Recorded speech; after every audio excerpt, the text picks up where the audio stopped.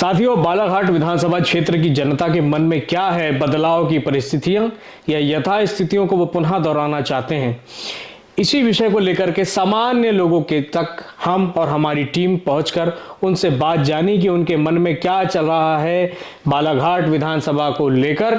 एक सामान्य व्यक्ति, देखिए, जब चुनाव हो जाने के बाद में सारी चुनावी प्रक्रिया खत्म हो जाती हैं, मुद्दे खत्म हो जाते हैं, परंतु हम उनमें से हैं जो चुनाव हो जाने के बाद में भी आम जनता के मन की बात सुनने के लिए आम लोगों के बीच में जाते हैं। वही आम लोग हैं जो इन नेताओं को खास बनाते हैं। तो चलिए आज अपने ग्रामीण अंचलों को हम कवर करते हैं कि क्या है मेरे बालाघाट क्षेत्र की ग्रामीण जनता, पवित्र जनता के मन में।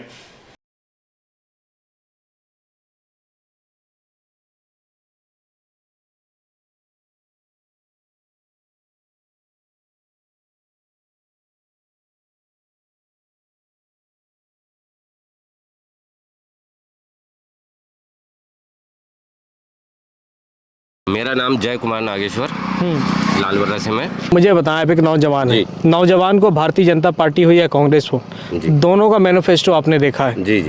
पिछले 7 बार से वर्तमान विधायक गौरीशंकर सामने क्षेत्र में नजर आ रहे हैं। गौरीशंकर बिसेन जी की ऐसी कुछ 5 उपलब्धियां मुझे आप बताएं इस क्षेत्र के लिए। विकास किया उन्होंने जितना उनसे संभव हुआ है हमें। किस प्रकार का विकास?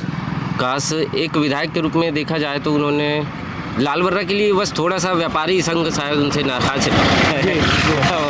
अब वो होते हैं थोड़े, लेकिन विकास किया है उन्होंने। ऐसी कोई नहीं बीजेपी में रह के, जो बीजेपी ने भी विकास किया है। क्या नाम भैया आपका? नीलेश देशमुख। अभी क्या कर रहे हैं देशमुख जी? कॉलेज। कौन से कॉलेज में? बालाघाट पीजी कॉलेज में। कैसी चल रही स्टडी? बिल्कुल सही चल रही है। अच्छी चल रही है जी। एक नौजवान के मन में क्या होता है कि हमारा नेता कैसा होना चाहिए, जिसे हम अपना महत्वपूर्ण जो है योगदान देने जा रहे हैं इस चुनावी लोकतंत्र के महापर्व में? जो राम को लाएंगे हम उसको लाएंगे। अच्छा, तो ये सब तो ठीक है, लेकिन हमारा विषय ये है कि पढ़ाई लिखाई, दवाई और सिंचाई। गौरीशंकर बिसेन जी की ऐसी क्या कुछ खास उपलब्धियां लालबर्रा क्षेत्र में है ना? उनने बहुत से काम किए हैं, गरीबों के बारे में सोचा है। कभी किसी की तबीयत खराब हो जाती तो आर्थिक सहायता देते अपने तरफ से, और बहनों माताओं का भी ख्याल रखते आते हैं हमेशा जी।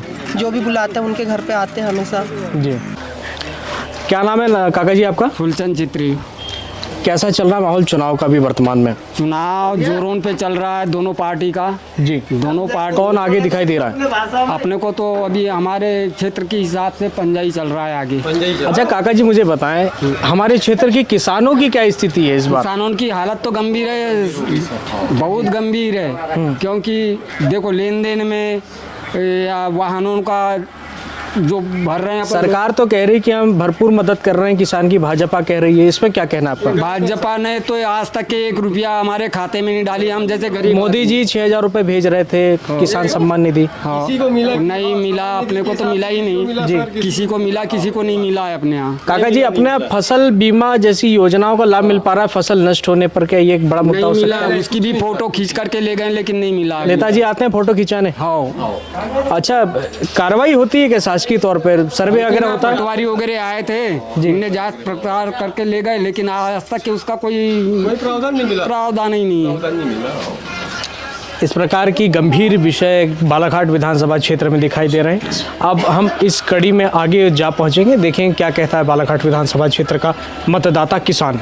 तो ये हमारे साथ जुड़े हैं दिलेन जी, क्या काम करते हैं? हाँ, ऑटो है, फ्लावर का काम है। अच्छा, खेती बाड़ी भी है थोड़ा। अच्छा, मेरे को बताओ, ये जब फसल बीमा योजना की बात आ रही, मैं अनेकों गांव में जा रहा हूँ, ये फसल बीमा का आपको लाभ मिल पा रहा है क्या? अरे नहीं भैया, कहाँ लाभ मिल रहा है। अच्छा, आपकी फसलें प्रभावित हुई ओला पाला में, नेताजी आते हैं फोटो खिंचाने? नहीं, वो तो फोटो भी खींच के, फोटो ही खींच के ले जाते हैं बस। अच्छा, उसका कोई मूलधन कुछ नहीं है। हाँ। कोई लाभ नहीं मिला हमको अभी तक। अपने गांव में कोई खास उपलब्धि भाजपा की ऐसी कोई आपको नजर आती हो? हाँ, ये दोनों पार्टियां तो टक्कर पे चलती है यहाँ जी। अब ऐसा है, मोदी जी भी किसानों को 6,000 रुपए दे रहे हैं अभी सम्मान निधि। 6,000 तो दे रहे हैं। लाडली बहना का रेट बोले हैं उन्होंने जी।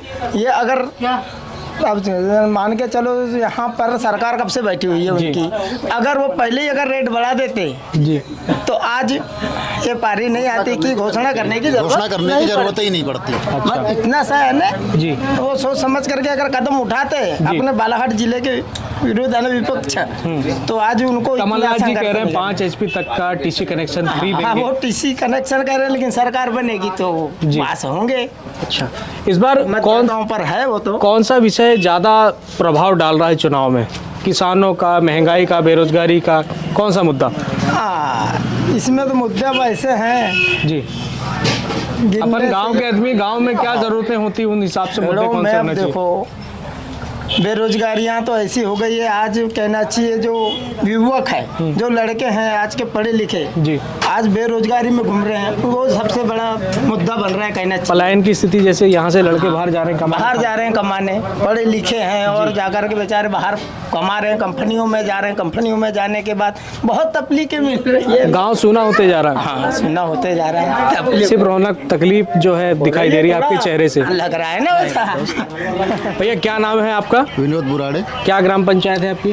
ददिया, ग्राम ददिया। अच्छा, कैसा चल रहा भैया अभी वर्तमान में चुनाव? चुनाव का माहौल तो दोनों पार्टी अभी चल रही है 10 को 10, जी, पर कांग्रेस का अभी थोड़ा सा ज़्यादा चल रहा है, समझ लो। अच्छा भैया मुझे बताएं, आपके गांव में खासकर पढ़ाई लिखाई, दवाई, सिंचाई, जो ऐसे कोई मुद्दे हैं, महंगाई, बेरोजगारी, हाँ, जो प्रभाव महंगाई तो डालेंगे? अब पूरे देश में है, समझ लो अभी। जी, पूरे देश में है महंगाई। और हाँ, इस सरकारी स्कूलों में तो ज़्यादा ध्यान है ही नहीं किसी का। जी। और हॉस्पिटल जो है, हॉस्पिटल तो नाम का ही बना है। अच्छा, ये अपने गांव के हॉस्पिटल? हाँ, गांव के हॉस्पिटल तो नाम का ही बना है। जी, कोई डॉक्टर्स वगैरह से रहते नहीं, कुछ नहीं यहाँ पे। जी, कोई अगर कोई आपातकालिक स्थिति आ गई तो कोई वहाँ पर रहता है कि नहीं रहता? नहीं नहीं, वहाँ कोई नहीं रहता। बालाघाट जाना पड़ता है? बालाघाट जाना पड़ता है, नहीं तो लालबरा जाना पड़ता है। अच्छा, तो यहाँ बालाघाट अपने ग्रामीण क्षेत्रों में ऐसा कुछ खास उपलब्धि हुई हो गौरीशंकर बिसेन जी की? हाँ, यहाँ खास उपलब्धि तो कुछ नहीं है फिलहाल। क्या नाम भैया? हेमराज भोया। हेमराज भैया, क्या माहौल चल रहा है क्षेत्र में आपका? देखिए, माहौल तो ये है जी, कि हम लोग चाह रहे हैं, पिछले 40 साल मिनिमम गौरी भाऊ मंत्री रहा है, बहुत विधायक, मंत्री तो 10 साल बार विधायक रह चुके हैं, जी, 2 बार मिनिमम सांसद रहे हैं। जी, उसके बाद भी जो बालाघाट जिले वालों को रोजगार प्राप्त होना था, जी, जबकि यहाँ भरवेली में माइंस है, मलाजखंड है, मतलब बालाघाट जिले में माइंस बहुत उपलब्ध है, फिर भी उन्होंने कभी प्रयत्न नहीं किया कि यहाँ कंपनी खुले, यहाँ के लोगों को रोजगार मिल पाता। ये विकास विकास बोलते हैं जी, पर विकास क्या है? ये रोड है, पुलिया है, ये तो बनना है, जी, ये कोई बड़ी बात नहीं है। जी। मेन मुद्दा है रोजगार, रोजगार उपलब्ध होना था। फ्री की योजना लाडली बहना, जी, इससे क्या होगा इस तरफ- बताइए आप, हैं?